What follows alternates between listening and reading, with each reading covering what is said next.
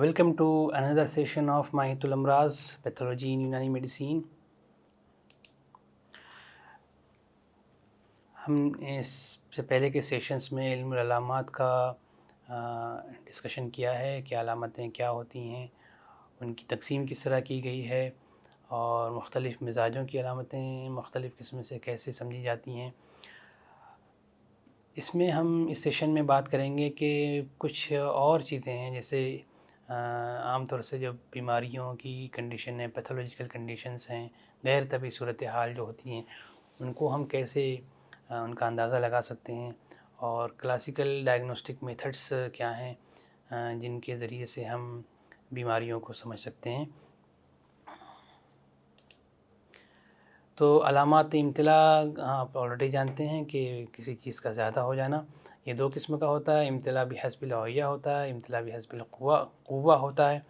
So in case of علامات امتلاء there are two types of علامات. One is علامات in terms of قوہ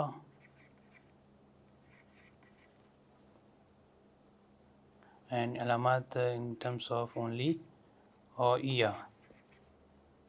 علامات according to اویہ، علامات according to قوہ.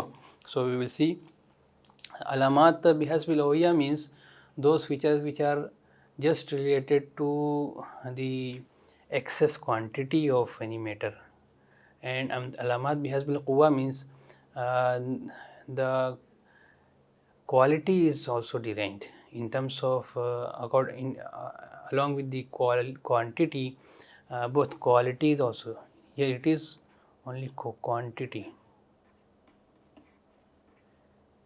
but in here the quality is also important along with quantity. So both quality and quantity are deranged in this condition is called as علامات بحسب القوہ. So what are features of علامات بحسب الاویہ؟ Patient feels ثقل or بوجھ, a kind of heaviness on the body, a kind of Kusal or سستی or lethargic condition. تمدد عروق means the vessels will be very tense, the color of the person will be reddish, and nerves will be mumtali and nerves will be azim, and the pulse will be felt very much filled, and the caroda will be more having dark color, the ishtiha or appetite will be reduced, and a patient may see the dreams where he is feeling a kind of weight, he may feel he is lifting weights or such kind of things. So these are the impact of علامات بحسب الاویہ. In turn the material is excess in the body, but if the quality is also deranged, then quality, how the quality is deranged? So quality is deranged because of different types of phlegm, different types of akhlat, humors. So it may be because of galba dam, it may be because of galba balgam, safra or sauda. So accordingly we have seen dam is, what is the features of dam? Redness and har and rat mizaj, alamat of har and rat sui mizaj we have seen earlier. Similarly in case of galba balgam, the alamat of sui mizaj barid and sui mizaj rad will be there. In case of safra, the alamat of sui mizaj har and sui mizaj yabis will be there. In case of galba sauda, the alamat of sui mizaj barid and sui mizaj yabis, these will be there. So these are, along with the alamat of these imtila, these are the features of sui mizaj which will be associated with these امتلاء بحسب القوہ.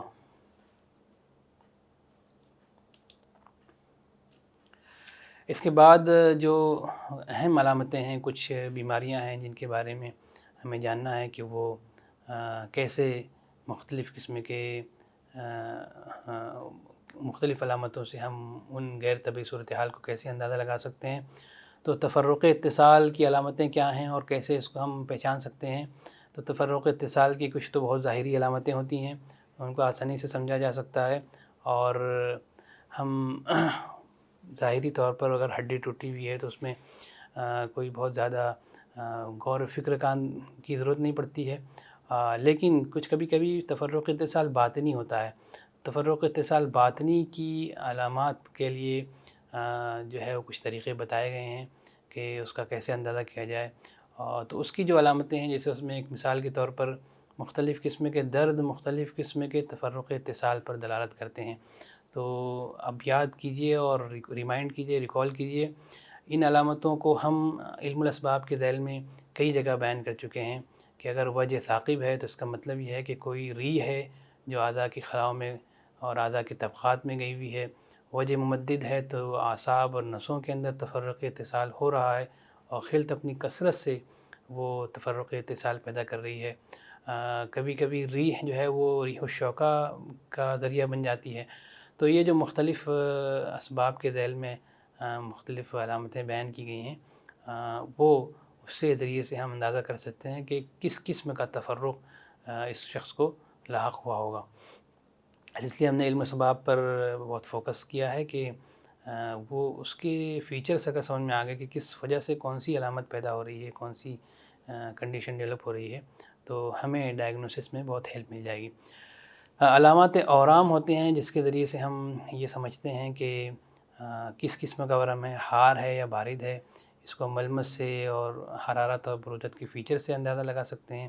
پھر ہم نے مختلف قسم کے مادوں کے اعتبار سے جو اورام کی تقسیم کی ہے، اس میں جو ڈفرینشیل ڈائگنوسس پیش کی ہے، ان سے ہیلپ لے سکتے ہیں کہ کون سا مادہ بلغمی ہے یا سوداوی ہے، صلابت ہے یا سقیروس ہے. اس کا کمپلیٹ ڈسکرپشن بیان کیا گیا ہے، اس سے اندازہ لگا سکتے ہیں. پھر ایک چیز ہے کہ اورام کے درجات ہوتے ہیں، درجہ ابتدا میں ہیں، درجہ تزید میں ہے، انتہا میں ہے یا انحطاط میں ہے. تو مادہ بالکل شروع ہوا ہے اور مادہ بالکل آخر میں ہے، اس کی سارے فیچرز جو ہیں وہ اس چیز کی علامتیں ہوتی ہیں. مادہ اگر نرج نہیں پایا ہے، اسٹارٹ ہو رہا ہے تو مادہ دھیرے دھیرے بڑھ رہا ہے، اس کا اندازہ یہ کہ درجہ تزید میں ہے. جس نمودار ہوا ہے تو آنسٹ ہے، اور بالکل وقت ہو گیا اس میں بڑھنا بند ہو گیا ہے تو گویا کہ یہ انتہا میں ہے، اور کم ہو رہا ہے تو انحطاط میں ہے. اور اس میں مادہ نضج پایا ہے نہیں پایا، اگر سخت ہے یا بہت نرم ہے تو یہ عام طور سے یہ علامت ہوتی ہے کہ نضج نہیں ہوا ہے. اور اگر اس کے اندر زردی آ گئی ہے تو یہ علامت ہوتی ہے کہ یہ مادہ نضج پا چکا ہے. پھر سدے کی علامتوں کو ہم پہچانتے ہیں مواد کے رکنے کے اعتبار سے اور تمدد کے احساس کے اعتبار سے کہ تمدد ہو رہا ہے یا نہیں ہو رہا ہے. تو اگر مواد رکا ہوا ہے بدن میں، مثال کے طور پر پیشاب خارج نہیں ہو رہا ہے، ساتھ میں فیل ہو رہا ہے کچھ چیزیں تناؤ پیدا کر رہی ہیں، تو اس کا مطلب ہوتا ہے کہ وہ سدہ ہے. تو سدے کی علامات بہت آسان ہیں. ایک تو مواد رکا ہوا ہو، دوسرے بدن میں جس عضو میں وہ آبسٹرکشن ہے وہاں پر تمدد کا احساس ہو رہا ہو. اسی طرح علامات ریاح ہیں کہ آوازوں سے ہم علامات کا اندازہ لگا سکتے ہیں کہ آوازیں آ رہی ہیں اگر ساتھ میں پیٹ ویٹ میں جو آسانی سے سنی جا سکتی ہیں، تو یہ کسی خلط کی وجہ سے نہیں ہے بلکہ ریاح سے ہے. اور پھر جو اورام ہوتے ہیں ریاحی، ان کو ہم چھو کر کے اندازہ لگا سکتے ہیں کہ یہ ریاحی اورام ہیں یا مائی اورام ہیں یا خلطی اورام ہیں. ریاح کے اور امراض میں ایک فیچر ملتا ہے کہ درد میں انتقال ہوتا ہے. درد کبھی یہاں ہو رہا ہے، کبھی درد جو ہے دوسری جگہ پہ شفٹ ہو گیا، کبھی پیٹ کے ایک حصے میں ہو رہا ہے، کبھی پیٹ کے دوسرے حصے میں ہونے لگا. تو اسی طرح امراض جوائنٹس میں بھی چینج ہوتا ہے. تو ہم اسے کہتے ہیں کہ یہ ریاحی مرض ہے. اور کئی بار حرکتیں ایسی ہوتی ہیں، اعراض حرکات ہوتی ہیں جیسے اختلاج. اس سے ہمیں اندازہ ہوتا ہے کہ اختلاج اس لیے ہو رہا ہے کہ وہاں کوئی نہ کوئی ریاح جمع ہے، اس کو نکلنا ضروری ہے. سو with the help of different features which we have mentioned in the ilm al-asbab and different categories, we can identify different types of abnormal conditions. For example, for tafarruq ittisal, some features are very similar, very apparent, very much clear. We can identify with the help of those features. For example, deviation of limb may indicate the fracture, or pain is indicative of, very much indicative of tafarruq ittisal. But some tafarruq ittisal can be identified with the help of different types of pain. For example, Wajh Saqib indicates pathology in the abdomen, for example in the colon, and the cause is Ghaliz Re, and different types of pain are indicative of different types of tafarruq ittisal. So accordingly we can identify which kind of organ is involved and which is the cause. With the help of symptoms mentioned in under categories of different auram, we can identify the alamat auram, which are either it is cold auram, hot auram, which kind of swelling is this, and among these categories, cold auram, if it is hard or it is soft, accordingly we can identify the cause is sauda or balgam. And we can also identify the stages of auram, if it is in the onset stage, if it is in the stage of increasing or tazayyud, or in other stages. Alamat Sudda, how we identify the Alamat Sudda? By the two important features. One is the ihtibas, retention of material, and the other is feeling of distension. So these two features indicate Sudda is there, obstruction is there, and according to the location of these feelings, we can identify location of the ihtibas and location of distension. We can identify the which Suddha is there. In terms of alamat riya, we identify riya by the help of certain sounds, for example sounds of flatulence, and sometimes in auram riya we can palpate the auram and can identify whether it is nafkha or whether it is tahabbuj, whether it is varam mai or varam rihi or khilti. One important feature is transfer of pain. Pain is in the morning, pain was, the patient was complaining of pain in the shoulder. Now he is complaining pain in the for example elbow joint. So such kind of pain usually happens even in the internal structures also. So this transfer of pain or migration of pain is indicative of re, which is very much a kind of, which moves very fast, more than the speed of even any matter. So it is an important feature of riyah. And sometimes with the help of alamat harkat, different araz harkat, abnormal movements, we can identify. For example, with the help of twitching movement of eyes, we can identify the cause is re.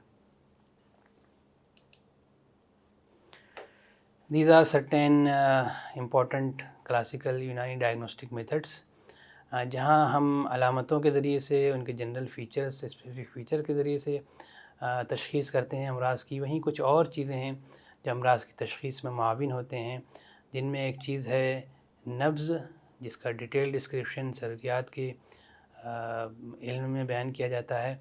Ball, जिसको हम यूरोस्कोपी भी कह सकते हैं, urine के features हैं। और barrage, stool कैसा है, स्पूटम अगर आ रहा है, जिससे कुछ बीमारियों में बलगम आता है तो वो स्पूटम कैसा है, जिसको हम नफ्स कहते हैं, नफ्स इस तरह से लिखा जाता है, तो नफ्स कैसा है। और अर्क कैसा है, अर्क से मुराद यहाँ पसीना, कि पसीना किस तरह का आ रहा है, कुछ बीमारियों में पसीने की अहमियत है। इसी तरह तनफ़ुस, रेस्पिरेशन कैसा है, जो सांस आदमी ले रहा है वो किस टाइप की सांस ले रहा है, तो उससे हम अंदाज़ा लगाते हैं कि बीमारी कौन सी हो सकती है। तो इनका हम एक ओवरव्यू देख लेते हैं कि कौन कौन से पैरामीटर्स हैं जिनके ज़रिए से हम इन क्लासिकल डायग्नोस्टिक मेथड्स को अपना सकते हैं। तो मुआयना नब्ज़ एक बहुत ही इम्पोर्टेंट है। यूनानी की पहचान एक ज़माने में नब्ज़ के ज़रिए से ही थी, और आज भी जो हकीम नब्ज़ पर महारत रखते हैं वो माहिर समझे जाते हैं और उनसे उन्हें काफ़ी हेल्प मिलती है। तो इसमें इसकी कुछ शराइत हैं, नब्ज़ देखने के शराइत बयान किए गए हैं कि मरीज़ जो है वो सुबह के वक्त नब्ज़ दिखाए, पुरसुकून हालत में नब्ज़ दिखाए, मरीज़ भी पुरसुकून हालत में हो और तबीब भी पुरसुकून हालत में हो, नींद पूरी हो चुकी हो मरीज़ की भी, और कोई हिस्सा बदन में कोई पट्टी वट्टी ना बांधी गई हो, और نبض کو دکھاتے وقت جو ہے وہ کسی قسم کے انفعالات نفسانیہ اور کسی اسٹریس میں نہ ہو، تو پرسکون وقت میں پرسکون طریقے سے نبض دیکھی جائے. نبض کو دیکھنے کے لیے کچھ پیرامیٹرز بیان کیے گئے ہیں، جیسے مقدار ہے کہ تو مقدار کیا ہے؟ مقدار اس کا اندازہ اس سے لگایا جاتا ہے کہ ہم نبض جب دیکھتے ہیں تو یہ زیادہ ہے یا کم ہے، اسے ہم اندازہ لگاتے ہیں. So these are very essential tool. Nabz is very essential tool. Examination of pulse, very important tool for identification of different disease, especially in cardiac and respiratory problems. So there are certain principles before diagnosis. We have to consider the patient should be relaxed position, free from any kind of stress, and he must be in a comfortable position. He must be not having any ties on his body anywhere. For example, bandage should be removed. So certain parameters are helpful. For example, miqdar, kayfiyat qara. Miqdar means whether nabz is azim or nabz is saghir. So such kind of things are actually related to the practice. So it can be explained in terms of practice only. Kayfiyat qara, whether the nabz is qawi, it is or qawi means powerful, or it is weak. Zamane harkat, what is the zamane harkat and what is zamane sukoon? In the time of harkat, when it is normally for example, it is nabz. If nabz is sari, then this is a kind of this is called as zamane harkat. For example, it is zamane harkat, and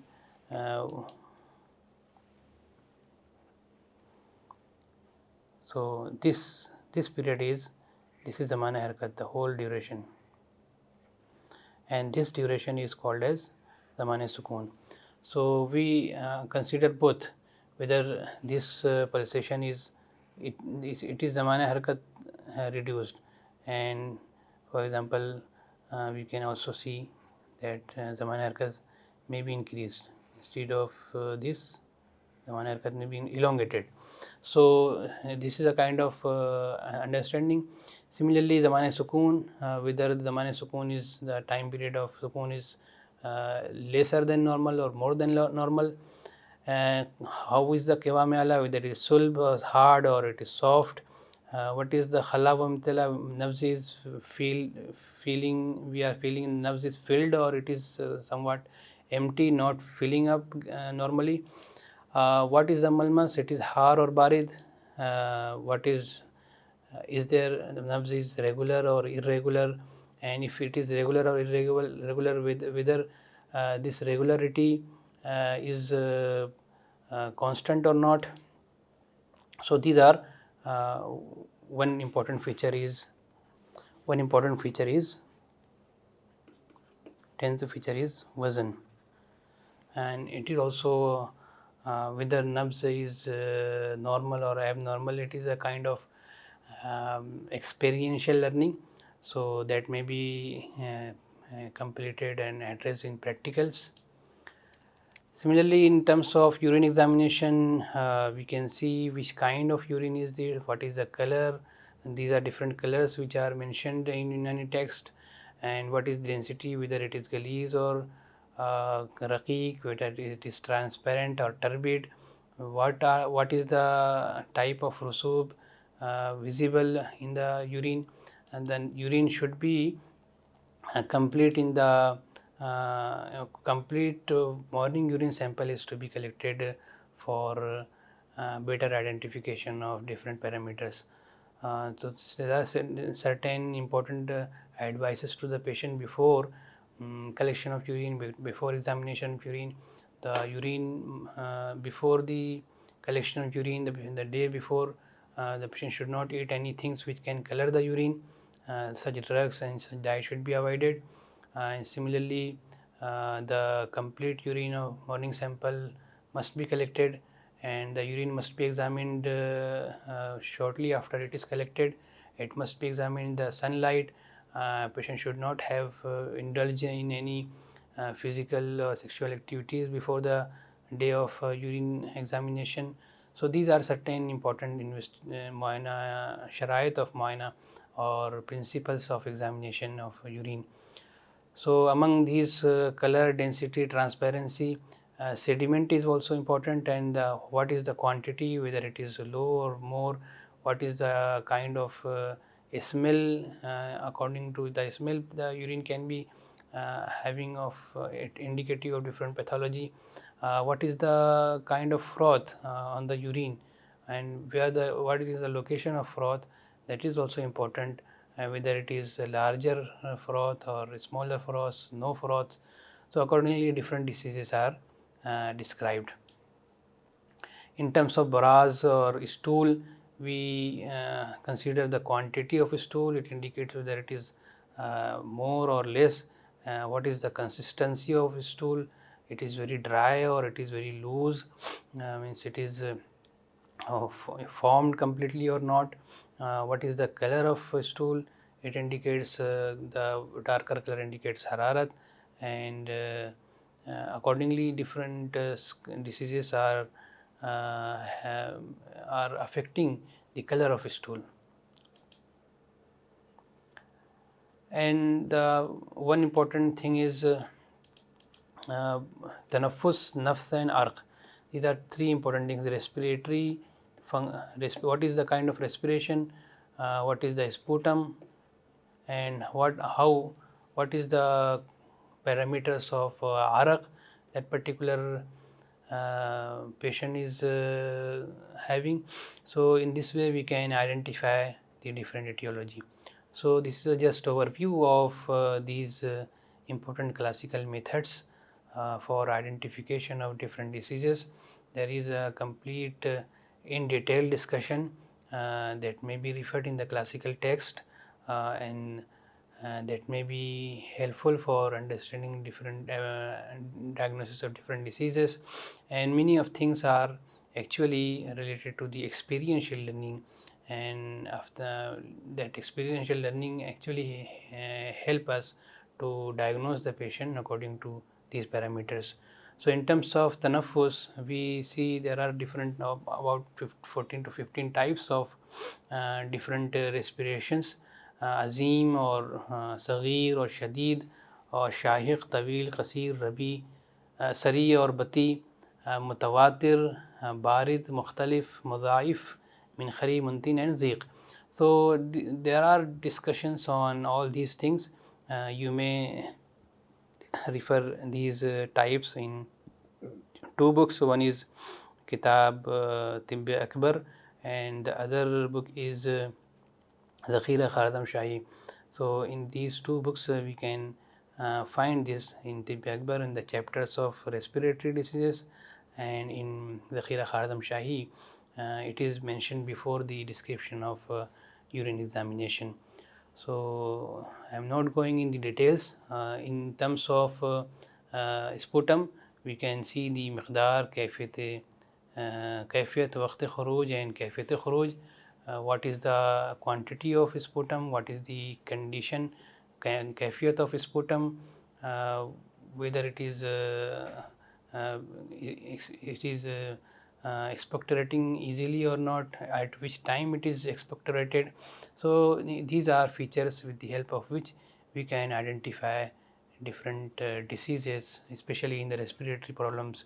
These two both are helpful in respiratory problems and sometimes in the cardiac problems as well.